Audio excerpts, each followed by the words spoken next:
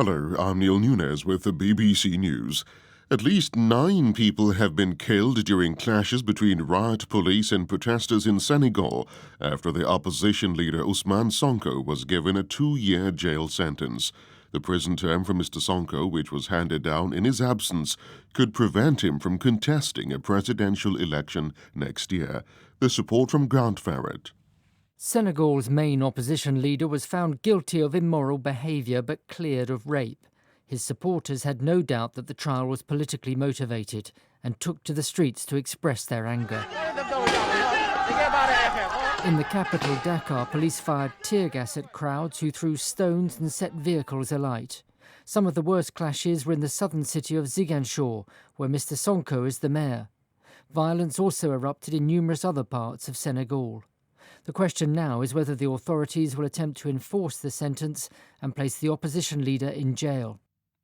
Foreign ministers from the BRICS group of countries meeting in South Africa have faced a day of repeated questions about whether President Putin will be allowed to attend a summit in Johannesburg in August. South Africa is a member of the International Criminal Court, which has issued an arrest warrant for Mr. Putin in March. Andrew Harding reports. South Africa's Foreign Minister, Naledi Pandor, acknowledged it was a tricky issue. But behind the scenes here in Cape Town, representatives of the BRICS group of countries, including India and China, are, I'm told, actively looking for a plan B, a way to let South Africa off the hook, perhaps by moving the summit to another country. The fear here is that if President Putin does visit and is not arrested, South Africa will face severe economic consequences as Western nations, by far the biggest investors, pull out. The White House says President Biden is fine after he fell over during a military graduation ceremony in Colorado. He tripped on what's believed to have been a sandbag. Mr. Biden, who is 80, was helped up but walked back to his seat unassisted.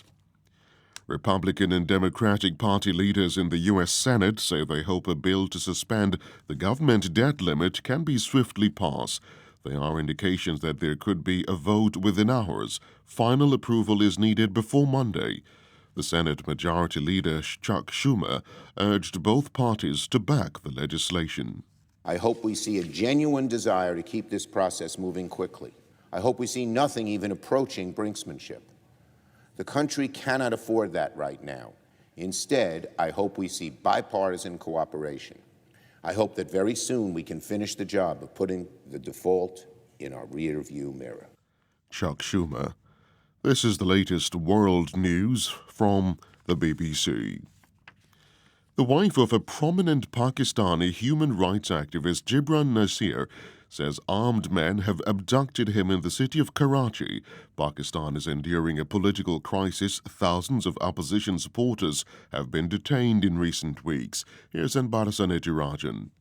In a video released on social media, Ms. Mansha Pasha described how the armed men forced her husband into a car.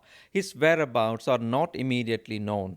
There has been no response from either the government or any group. Reports say Gibran Nasir, who is also a lawyer, has criticized the continuing police action and legal proceedings against supporters of the former Prime Minister Imran Khan. Rights activists have demanded the safe and immediate return of Mr. Nasir. Brazil's Congress has voted overwhelmingly to slash the powers of the Environment and Indigenous Affairs Ministries. The decision undermines pledges made by the left-wing President Luiz Inácio Lula da Silva to tackle climate change and deforestation. The Environment Ministry has lost oversight of land registration, which is key to fighting the destruction of the Amazon rainforest.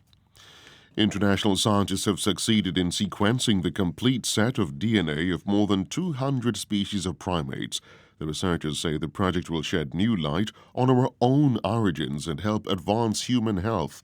The study built up a genetic database by taking blood samples from animals as diverse as tiny mouse lemurs to gibbons and gorillas. U.S. police say 3 teenagers have been arrested in New York State after killing and cooking a swan, claiming they thought it was a large duck. 4 cygnets were stolen but were later recovered from a local pet shop.